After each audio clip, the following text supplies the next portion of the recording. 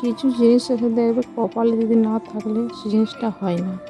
সেই জন্য আজকে ভোরবেলায় আমরা বেরিয়েছিলাম মহালয়ায় স্নান করার জন্য, কিন্তু কপাল মানে কি জানি না, ভালো ঠাকুর যেটা করে ভালোর জন্যই করে নিশ্চয়ই। সেই জন্য আমরা যেতে পারলাম না। আর মানে কিছু আকাশ খুব মেঘ করেছিল, আর আমরা অর্ধেক পথে যেয়ে পরে কিছুক্ষণ যেয়ে পরে ঘুরে চলে এসেছি, কী বলবো। আর যেটা বলা হয় এই যে ভোরের সকালটা মহালয়ার, আমরা বেরিয়ে গেছিলাম, কিছু পথ চলে গেছিলাম, তারপরে খুব বৃষ্টি হলো। 1 ঘন্টা তো দাঁড়িয়েই ছিলাম, আধ ঘন্টার মতন।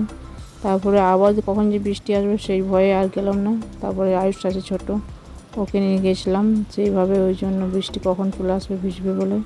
সেটা ঠাকুর যা করে মঙ্গলের জন্যই করে নিশ্চয়ই, সেই জন্য আর গেলাম না। আর সোজা বাড়ি চলে এলাম। ভোরের সকালটা দেখো মহালয়ার।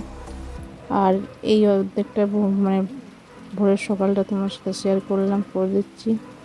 আর স্নান করা তো হলো না, যেটা হয় ভালোই হয়, হয়েছে না হলে আমরা সেটার জন্য আফসোস কিছু করি না। বাই বাই, ভালো থেকো সবাই। 2024 সালের মহালয়া তোমার সাথে ভোর সকালটা শেয়ার করলাম। সবার ভালো হোক, সবার ভালো করুক মা দুর্গা, এই বলে আমার শেষ করছি ভিডিও। বাই বাই সবাই।